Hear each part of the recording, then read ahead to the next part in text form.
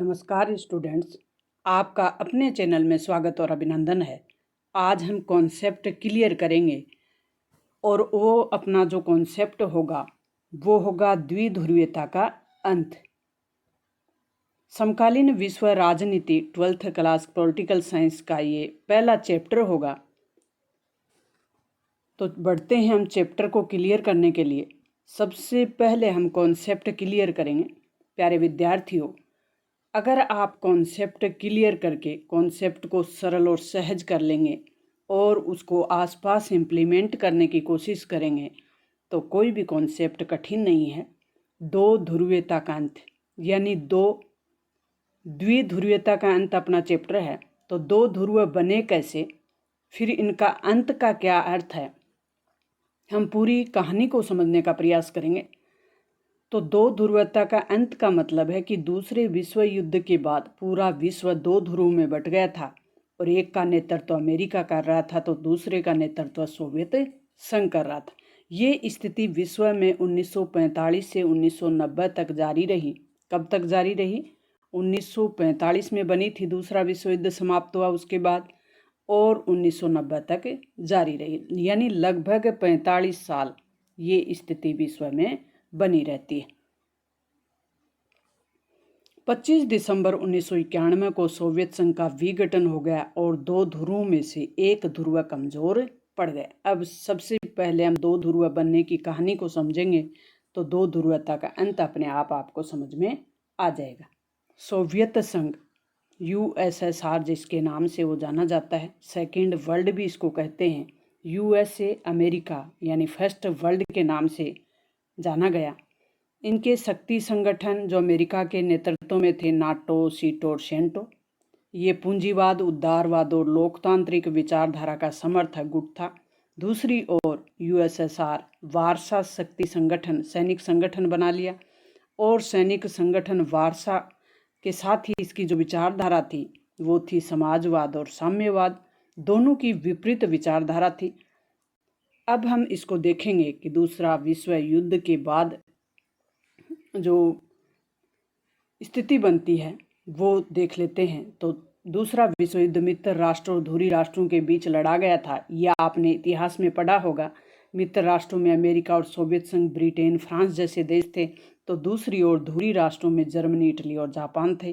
तो अगस्त 1945 में दूसरे विश्व युद्ध के समय अमेरिका ने जापान के हिरोशिमा और नागासाकी पे परमाणु बम गिरा दिया जाता है और उसके बाद दूसरे विश्व युद्ध का तो अंत हो जाता है, लेकिन शीत युद्ध की शुरुआत हो जाती है और यहीं से द्विध्रुवीयता यानी दो ध्रुवों का बनना शुरू हो जाता है।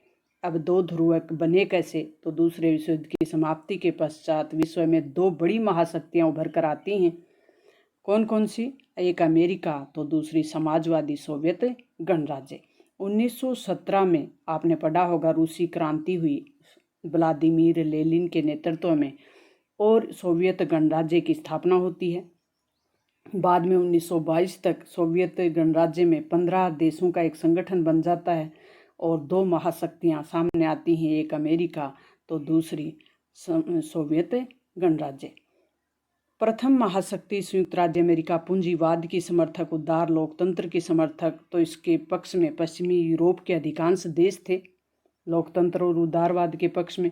सैनिक संगठन बना लिया अमेरिका ने अप्रैल 1949 में नाटो नाम का उत्तर अटलांटिक संधि संगठन जिसका पूरा नाम था, जिसमें उस समय 12 देश ही सम्मिलित थे, लेकिन वर्तमान में इसके सदस्यों की संख्या 30 है।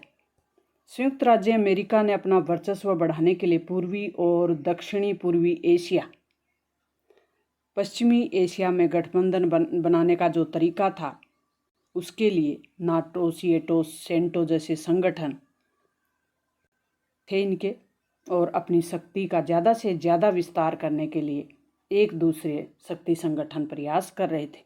विश्व में दूसरा ध्रुव बना सोवियत संघ और गुट वाले देशों का। सोवियत संघ के नेतृत्व में सन 1955 में वारसा संधि की स्थापना होती है और इसका मुख्य उद्देश्य था नाटो का सामना करना। तो प्यारे विद्यार्थियों, 15 देश थे जिन्होंने अपना शक्ति संगठन बनाया था और ये 1991 में, दिसंबर 1991 में बिखर जाता है, टूट जाता है, यानी इसकी विचारधारा कमज़ोर पड़ जाती है। कहने का मतलब ये है। तो इसका अंत नहीं हुआ था, इसकी विचारधारा कमज़ोर पड़ गई और इसी परिघटना को नाम दिया जाता है द्विध्रुवीयता का अंत। अब अमेरिका एकमात्र महाशक्ति के रूप में विश्व के सामने उभर कर आ जाता है। इसका परिणाम ये होता है। अब हम इस पूरी घटना को पढ़ेंगे। तो इतिहासकारों की राय है कि 1945 में दूसरा विश्व युद्ध जैसे ही समाप्त हुआ तो शीत युद्ध शुरू हो जाता है। ये हमने देख लिया कि किस प्रकार से ये मित्र देशों के साथ मिलकर लड़ रहे थे। लेकिन जैसे ही दूसरा विश्व युद्ध समाप्त हुआ, दो विचारधाराओं के बीच युद्ध शुरू हो जाता है। पूंजीवाद और साम्यवाद के बीच की लड़ाई शुरू हो जाती है। तो प्यारे विद्यार्थियों, आपको पता हो पूंजीवाद क्या है और साम्यवाद क्या है। पूंजीवाद उदारवादी विचारधारा है। पूंजीवाद मतलब जो बाजार है उसमें व्यक्ति को पूरी तरह स्वतंत्र छोड़ दो, यहाँ सरकार का कोई हस्तक्षेप नहीं होना चाहिए। साम्यवाद का मतलब है कि उत्पादन और वितरण के जो भी साधन हैं उन पर समाज का यानी सरकार का पूरा नियंत्रण होना चाहिए।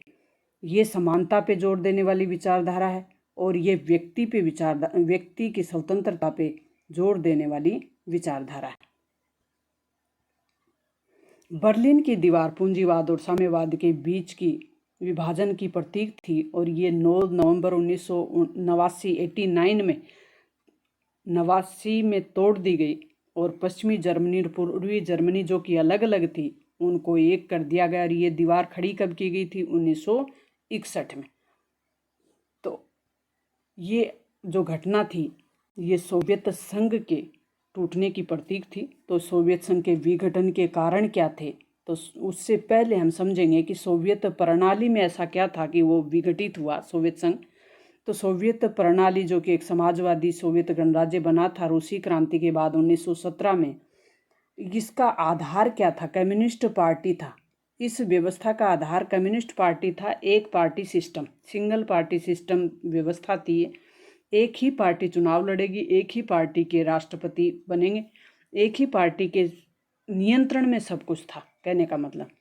तो सोवियत गणराज्य की अर्थव्यवस्था योजनाबद्ध और पूरी तरह से राज्य के नियंत्रण में थी, पूरी तरह से राज्य के कंट्रोल में थी। पूर्वी यूरोप के देश सोवियत संघ के साथ थे उस समय। इन सभी देशों की राजनीतिक और सामाजिक व्यवस्था को सोवियत संघ की समाजवादी प्रणाली की तरह ही चलाया जा रहा था और दूसरी दुनिया कहा जाता था इन देशों को। तो विश्व युद्ध के पश्चात सोवियत संघ एक महाशक्ति के रूप में उभर कर आता है। 15 छोटे बड़े देशों का एक संगठन था। ये साम्यवादी प्रणाली, एक पार्टी का शासन होने के कारण ये पूरी तरह से सत्तावादी हो गई। अब आपको पता हो कि सत्तावादी का मतलब है सब कुछ सरकार के नियंत्रण में होना, सत्ता के नियंत्रण में होना। नागरिकों का जीवन कठिन था, यानी व्यक्ति के जो अधिकार हैं उन पे कम बल दिया जाता है। यहाँ पे सरकार का जो नियंत्रण होता है वो कठोर होता है, उदारवाद यहाँ नहीं होता। ये व्यवस्था 1991 तक आते आते ध्वस्त हो गई। सोवियत संघ के विघटन के प्रमुख कारण हम देखेंगे अब कि सोवियत संघ का विघटन का कारण क्या था। और जो मिखाइल गोर्बाचोव की जो नीतियाँ थी 1980 के दशक में, यानी 1985 में Mikhail Gorbachev Soviet communist party के महासचिव बने और सोवियत संघ के राष्ट्रपति बने। क्योंकि उसके बाद सोवियत संघ बिखर जाता है और सोवियत संघ का उत्तराधिकारी जो देश बनता है वो रूस बनता है। वर्तमान में जो 5 स्थायी सदस्य हैं यूएनओ में, वहाँ रूस उनका उत्तराधिकारी के रूप में काम कर रहा है। ग्लास्त, नोस्त और पेरेस्ताइका, ये 2 नीतियाँ लागू की जाती हैं और पश्चिम के देशों के साथ संबंधों को सामान्य बनाने में सोवियत संघ को लोकतांत्रिक रूप देने और सुधार करने का फैसला कौन ले लेते हैं? Mikhail Gorbachev. यानी कहने का मतलब अपनी जो व्यवस्था थी उसको उदारवादी रूप देने का प्रयास किया गया मिखाइल गोर्बाचोव के रूप में। इन्हीं फैसलों का व्यापक प्रभाव पड़ा जिसका अनुमान किसी को नहीं था। पूर्वी यूरोप के देशों की जनता ने अपनी सरकार के जो नियंत्रण था उसका विरोध करना शुरू कर दिया, जिसे पूर्ण रूप से साम्यवादी सरकार थी वो गिरनी शुरू हो गई। क्योंकि अब जो ये पूर्वी यूरोप के जो देश थे जो सोवियत संघ के नियंत्रण में थे, इन देशों को लगा कि हमारा जो पूरा का पूरा सिस्टम है, सत्तावादी जो सिस्टम है, जनता को कोई अधिकार और उदारवादी व्यवस्था नहीं थी, तो पूरा का पूरा जो सिस्टम है वो अमेरिका से लड़ने के लिए हथियारों पे ज़्यादा खर्च कर रहा है, बाकी जनता की भलाई के लिए कम खर्च किया जा रहा है। तकनीक का अभाव था, यूरोपीय कंट्रियों में तकनीक ज़्यादा बढ़ रही थी। साथ ही 1989 में अफगानिस्तान में हस्तक्षेप की वजह से भी सोवियत संघ की जो आर्थिक व्यवस्था थी वो कमज़ोर पड़ गई। तो अफगानिस्तान पे अधिकार कब किया? अफगानिस्तान में हस्तक्षेप सोवियत संघ ने कब किया? 1989 79। 1989 में सोवियत संघ द्वारा घोषणा की गई कि वार्सा समझौते के जितने भी देश हैं, कितने देश थे इसमें? 15 देश, वो अपना भविष्य तय करने के लिए स्वतंत्र हैं। इन देशों को छूट दे दी गई कि आप अपना भविष्य तय कर सकते हैं। तो सब उदारवादी व्यवस्था की ओर चले। सोवियत संघ के ड्यूमा के जो चुनाव थे, वहाँ सोवियत संघ की संसद का नाम है ड्यूमा, और वहाँ के जो चुनाव थे, पहले सिंगल पार्टी सिस्टम था, अब बहुदलीय व्यवस्था की शुरुआत की गई, यानी कई पार्टियां भाग लेंगी। अब सोवियत संघ में कम्युनिस्ट पार्टी का जो 72 वर्ष पुराना एकाधिकार था वो समाप्त हो जाता है। मार्च 1990 में लिथुआनिया स्वतंत्रता की घोषणा करने वाला पहला सोवियत गणराज्य बना। कौन सा? लिथुआनिया। रूसी संसद ने सोवियत संघ में अपनी स्वतंत्रता की घोषणा कर दी और 1991 में यूगोस्लाविया के जो कई प्रांत थे वो भी टूट गए। बोस्निया हर्जगोविना, स्लोवानिया, क्रोशिया जैसे देश थे वो स्वतंत्र हो गए। बोरिस एल्सन जो कि रूस के प्रथम राष्ट्रपति बनते हैं, तो रूस के प्रथम राष्ट्रपति कौन बनते हैं? बोरिस एल्त्सिन। अंत में दिसंबर 1991 में रूस, बेलारूस और यूक्रेन ने, जो कि 1922 में सोवियत गणराज्य में शामिल हुए थे, सोवियत संघ बनाया था, वो भी अलग हो जाते हैं, यानी इस संधि को समाप्त कर देते हैं। सोवियत खेमे के प्रमुख देश हैं सोवियत संघ, पोलैंड, हंगरी, रोमानिया, जर्मनी, ये भी इनसे अलग होने के लिए हो जाते हैं। अमेरिकी खेमे के देश हैं जो अमेरिका, ब्रिटेन, पश्चिमी जर्मनी, इटली और फ्रांस थे अमेरिकी खेमे वाले देश, तो आप ये ध्यान रखें। सोवियत संघ के पतन का मुख्य कारण रहा वो सोवियत संघ की राजनीतिक आर्थिक व्यवस्था अंदरूनी कमजोरी के कारण लोगों की आकांक्षाएं पूरी नहीं कर सकी। तो ये इम्पोर्टेंट पॉइंट है कि वहाँ की जो राजनीतिक और आर्थिक व्यवस्थाएं थी वो कमज़ोर पड़ गई, जो लोगों की आकांक्षाओं को पूरा नहीं कर सका और आर्थिक व्यवस्था पूरी तरह नष्ट हो रही थी। सन 1991 में आर्थिक व्यवस्था यानी वहाँ साथ ही साथ नौकरशाही का जो शिकंजा था वो भी बहुत ज़्यादा बढ़ रहा था, क्योंकि जो सत्तावादी व्यवस्था होती है वो अपने उत्पादन और वितरण के साधन जनता तक पहुँचाने के लिए नौकरशाही का काम ज़्यादा वहाँ काम होता है, तो नौकरशाही भी भ्रष्टाचार में लिप्त हो गई थी। सन 1991 में बोरिस येल्त्सिन के नेतृत्व में सोवियत संघ के 3 बड़े गणराज्य रूस, यूक्रेन, बेलारूस ने सोवियत संघ की समाप्ति की घोषणा कर दी। सोवियत संघ के विघटन के परिणाम क्या होते हैं? कारण तो हमने देख ली कि वहाँ की जो व्यवस्था थी वो जो आर्थिक और राजनीतिक, साथ ही जो अंतिम सोवियत संघ के राष्ट्रपति थे उनकी जो नीतियाँ थी वो भी जिम्मेदार थी। अब हम सोवियत संघ के विघटन के परिणाम देख लेते हैं कि क्या हुआ। तो सबसे बड़ा परिणाम तो यही हुआ कि जो शीत युद्ध 45 साल से चला रहा था वो समाप्त हो गया और दूसरी विश्व की एकमात्र महाशक्ति के रूप में अमेरिका का उदय हो जाता है और एक शोक थेरेपी अपनाई जाती है जो कि आघात पहुंचाकर उपचार करना, वो भी पूरी तरह फैल साबित होती है। तो साम्यवाद के पतन के पश्चात सोवियत संघ के जो भी गणराज्य थे सत्तावादी व्यवस्था से निकलकर जो लोकतंत्र की ओर जा रहे थे, पूंजीवादी व्यवस्था की ओर, तो वो कष्टप्रद संक्रमण रहा उनका कि वो सत्तावादी जो कि केंद्र के नियंत्रण में थी, सरकार के नियंत्रण में थी, वो अब उदारवादी होती जा रही थी। तो वो कष्टप्रद संक्रमण था एक प्रकार से। तो शोक थेरेपी के नाम से हम इसको जानते हैं। और ये रूस, मध्य एशिया और गणराज्य पूर्वी यूरोप के देशों में पूंजीवाद की रुख का एक विशेष मॉडल, आर्थिक मॉडल था, जिसे शोक थेरेपी कहा गया। आर्थिक मॉडल था। विश्व बैंक और अंतर्राष्ट्रीय मुद्रा कोष जैसी संस्थाएं इनको आर्थिक रूप से सपोर्ट कर रही थी उस समय। अटलांटिक संधि संगठन में शामिल होना चाहता, मतलब ये जो देश स्वतंत्र हुए थे वह अब नाटो में शामिल हो रहे थे धीरे धीरे। शोक थेरेपी के परिणाम क्या निकले, तो जो आनंद जनता ने उपभोग के आनंद लोक की जो कल्पना की थी, सपना देखा था कि हम उदारवाद की ओर चले जाएंगे तो हमारा सब कुछ व्यवस्था है वो ठीक हो जाएगी, तो ऐसा हुआ नहीं। अर्थव्यवस्था पूरी तरह से तहस नहस हो गई और जनता बर्बादी की मार झेलनी पड़ी जनता को। रूस सहित अधिकांश देशों की अर्थव्यवस्था के पुनर्जीवन का आधार बना वहाँ का खनिज तेल और प्राकृतिक गैस, धातु जैसे प्राकृतिक संसाधन जो कि बड़े स्तर पर निर्यात किए गए। रूसी मुद्रा थी रूबल, रूस की मुद्रा कौन सी है, रूबल, उसमें भी गिरावट हुई। खाद्यान्न सुरक्षा की समाप्ति और खाद्यान्न संकट भी एक महत्वपूर्ण समस्या थी उस समय। समाज कल्याण की जो समाजवादी व्यवस्था थी वो नष्ट हो गई और अब आर्थिक असमानता भी पैदा हो गई और न्यायपालिका की स्वतंत्रता स्थापित वहाँ नहीं हो पाई। गर्बाचोव द्वारा सोवियत संघ में सुधार के क्या कारण थे, गर्बाचोव को सुधार क्यों करना पड़ा, क्या कारण थे? तो सोवियत संघ में धीरे धीरे नौकरशाही का प्रभाव बढ़ता जा रहा था। संपूर्ण व्यवस्था थी वो नौकरशाही के शिकंजे में फंसती जा रही थी, तो गर्बाचोव ने इसमें सुधार करना चाहा। दूसरा कारण था कि वहाँ की जनता का जीवन था वो नौकरशाही की वजह से कठिन था, तो सोवियत संघ ने लोकतांत्रिक विचारों, अभिव्यक्ति की स्वतंत्रता सोवियत संघ में नहीं थी, जिसमें मिखाइल गर्बाचोव ने अभिव्यक्ति की स्वतंत्रता देना चाहा, इसकी आवश्यकता महसूस की और सोवियत संघ के अधिकांश संस्थाओं में सुधार की आवश्यकता भी मिखाइल गर्बाचोव ने महसूस की। तो सुधार की आवश्यकता महसूस होने के कारण सुधार व्यवस्था लागू की। यद्यपि सोवियत संघ ने हथियारों की निर्माण की होड़ में संयुक्त राज्य अमेरिका की होड़ में उसे भारी कीमत चुकानी पड़ी, यानी हथियारों पर अधिक खर्चे के कारण सोवियत संघ का जो बुनियादी ढांचा था वो प्रौद्योगिकी के क्षेत्र में यानी तकनीक में पिछड़ता चला गया।